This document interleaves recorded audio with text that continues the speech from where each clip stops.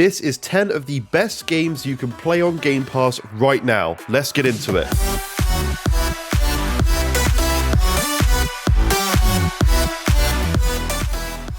What is up, guys? Welcome back to yet another brand new Mage Ben gaming video.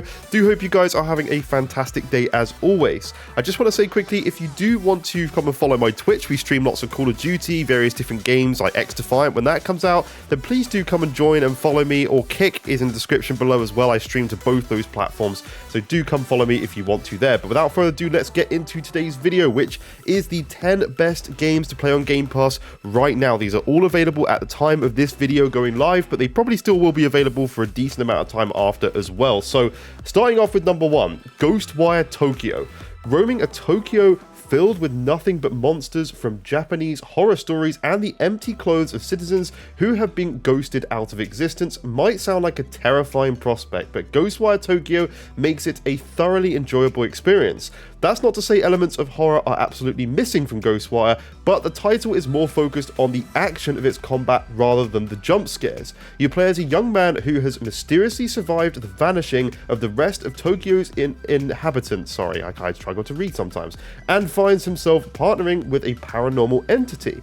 He then has to battle it out with various spirits and the groups responsible for everything that's happened. It's a marginally chilling tale, but many of the narratives of the side quests are more emotionally gripping, and while the combat might feel a bit rote, the atmosphere of Ghostwire Tokyo is superb, and anyone interested in playing could play it for that reason alone. The combat is very fun. From my personal experience, I've beaten this game, and it's really interesting. The world is very bleak, but it's very cool and very clever, and it's just definitely a must-play in my opinion. Now, the next one on the list, Jusant, is a French game and is one of the best games I've played on Game Pass. And just to say, this is why I love Game Pass. I would never have bought or played this game if it wasn't for Game Pass. So Jusant, many don't know Nod Entertainment as the developers behind the Life is Strange series. While those games are clearly centered around a dialogue-heavy narrative that lets players massively affect the outcome of the story, Jusant feels like a step in a new direction. You control your protagonist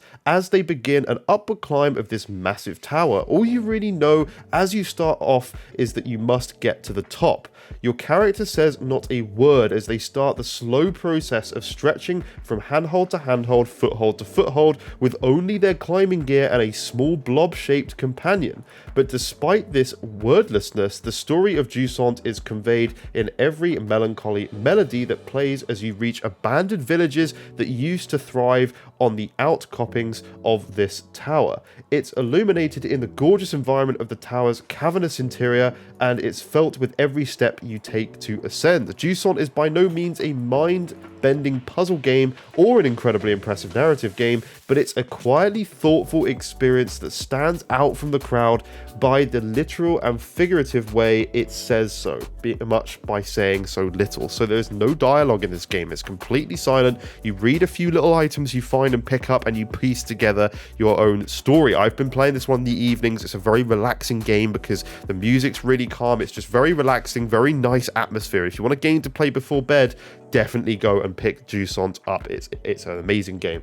Dead Space Remake. Now, this game obviously launched earlier this year and it's already on Game Pass. So obviously we all know the original Dead Space is great, but this is actually the remake that is on Game Pass. 2023's Dead Space is a chilling horror game that builds upon the foundations of the first in a myriad of ways. Atmospheres are enhanced through new graphics, necromorphs blown to bodily bits with every blast from the plasma cutter, and the entirety of the USG Ishimura is available to explore without any segmenting, chapter loading screens, or anything like that. Isaac Clarke is now also completely voiced, and certain elements of the story have been further clarified with due diligence giving to later game lore. This Dead Space is a must-play for anybody who's a fan of the original, or for anyone who missed out on it and is looking for a good starting point. It's literally a completely terrifying horror game. I played every second of it on my Series X, and it was just brilliant. And I played this at launch, but it's now come to Game Pass, and it's just a fantastic one for you guys to play.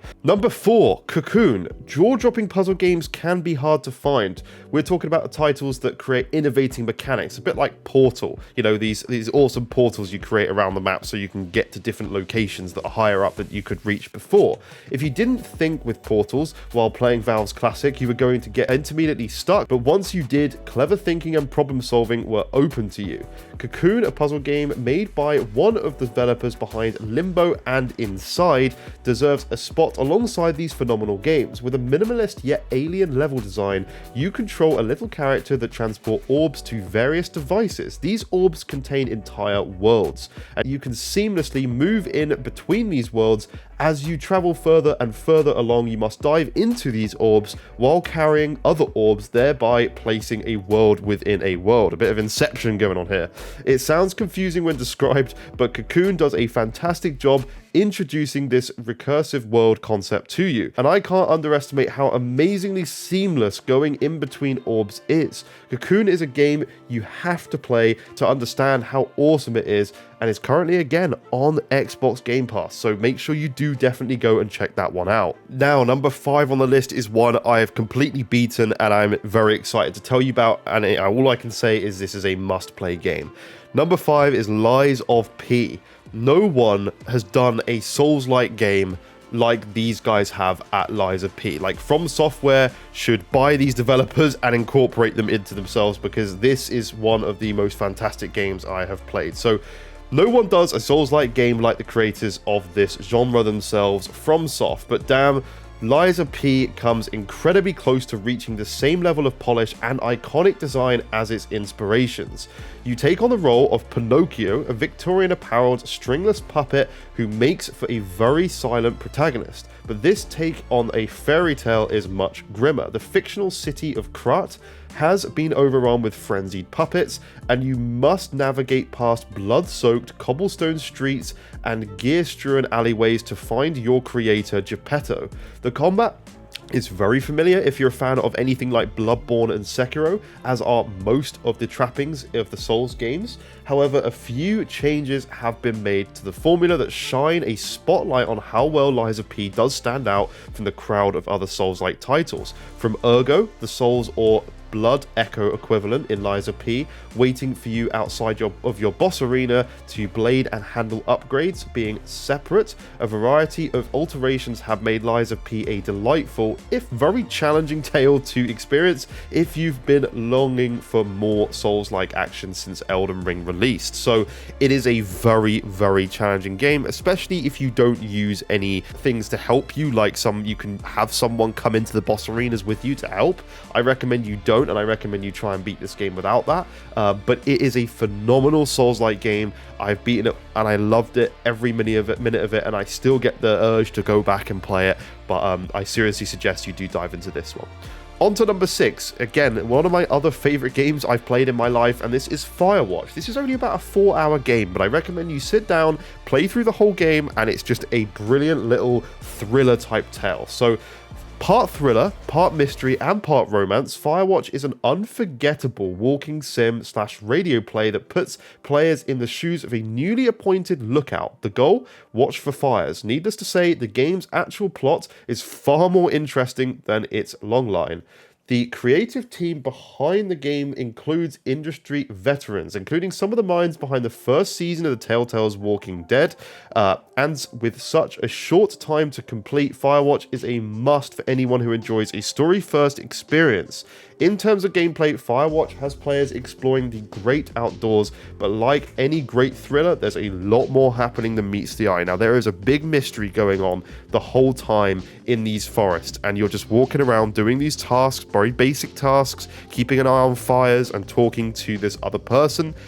I need you guys to play this game and then drop it in the comments below what you think, because it's one of the best story games I've ever played. Very short, a mystery, a thriller, and it kind of changes the way you think about things. So definitely go and play this one. Next on the list is number 7 with Celeste. Games typically take players on a journey, but Celeste gives whole new meaning to this concept. Players control Madeline, a young woman set on climbing to the top of Mount Celeste. Along the way, she must face her inner demons while remaining steadfast in her goal. This story is just wrapped in trappings of a demanding platformer, but the tough nature of the gameplay ties into the themes the story shares with its players. Celeste is not for the faint of heart, but seeing it through to completion is incredibly rewarding. This game is just beautiful in so many different ways, and you can kind of think about the battles of different, I don't want to spoil it, but different battles that we have internally on a daily basis kind of reflect on the character. So I definitely think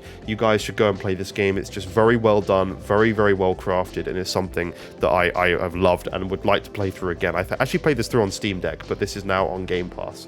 Number 8 is something that I played in my childhood. This is Age of Empires 2. Age of Empires 2 was the pinnacle of the series. Not only do many consider it to be the best Age of Empires game and one of the best real-time strategy titles around, it's also believed to be just one of the greatest video games ever made in an ever-increasing and bigger expanding genre list. Now, the definitive edition of this iconic title has made its way to Xbox Game Pass library, and obviously we couldn't be more pleased with all this because this game is something that's always been on PC, and they've also done Age of Empires 4 as well, which I'd like to throw into this because I love that game. That's more of the one I played in my childhood, but I just love these titles. It does update quite a few aspects of the aged original, with obviously better visuals and more civilizations to pick from, but it clearly remains true to the things most loved about the original version of Age of Empires 2. You manage your armies and maintain your cities in much the same fashion you used to, and there's co-op now as well, so if you guys want to dive into co-op with your friends, then you absolutely can with this title. It's a brilliant game, and I recommend it to anybody who enjoys these types of games. Number 9, I love this list because it's literally my compiled list. Now, this game was phenomenal when I played it back last year, probably about this time last year.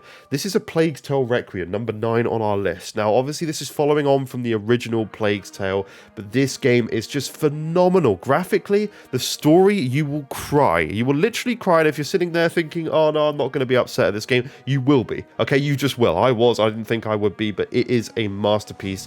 And I'm just going to read through this little bit on it. So, A Plague's Tale Requiem enlarges the conflict we were introduced to it in its predecessor. And while some may prefer the smaller scale encounters and narrative beats experienced in Innocence, which is the previous game, there is no denying the scope of what Asobo Studios has achieved in its sequel. Amicia and Hugo are back with even more aggressive enemies to contend with and a political conflict to get embroiled in. Amicia is clearly capable of handling things as Requiem leans in towards the combat aspect of its gameplay. Requiem feels like one of Sony's iconic narrative-driven games, and the performance for each character are incredible. I genuinely would put this on par with something like the Uncharted games, but a much more interesting deep story. If you're an Xbox fan but you've been feeling like you're missing out on some single player story experiences, A Plague's Tale Requiem is the best place you can start. This game is phenomenal from start to finish, and I absolutely love this title. Please go and check this one out. Number 10, our final game on the list, is Hi-Fi Rush. Now, I know this is a game that probably many of you have played, but if you haven't, this is on Game Pass. It's actually an Xbox exclusive. This is a rhythm-based action game. Now, do not let that put you off, because it put me off at first when I heard about this one, and I couldn't be more wrong. It's an absolutely phenomenal game. Hi-Fi Rush is just gorgeous in the art style, the way the music is in this game. It's a rhythm-based combat game, and it just plays so well. From its brisk pace to its gorgeous candy-colored aesthetic, few games scream "try me" quite as immediately as Hi-Fi Rush. The game's polish immediately makes itself known with visual thrills at every turn and fully voiced cutscenes. Without spoiling anything, Hi-Fi Rush does great work with its licensed music, straddling genres to keep the game's music fresh and exciting throughout. This, again, is an absolute must-play. Phenomenal game, just all the way through. It's just brilliant, and I seriously, again, recommend you guys try this game out because it is incredible, and It's just one of my favorite games that we've had from Xbox, and I love what Xbox did here with making a different game. It's something that's completely different and is exclusive to their brand, and they've just done very, very well here. But that is our 10 games for this list. Please let me know what you think down below. If there's anything you want to add, do let me know, because I can make a follow-up video of games to play if you guys want to say anything else you've played on Game Pass. But please do let me know what you think. Please like, subscribe as well if you have enjoyed this one, and of course, I'll see you in future videos. Thank you for watching. Bye-bye for now.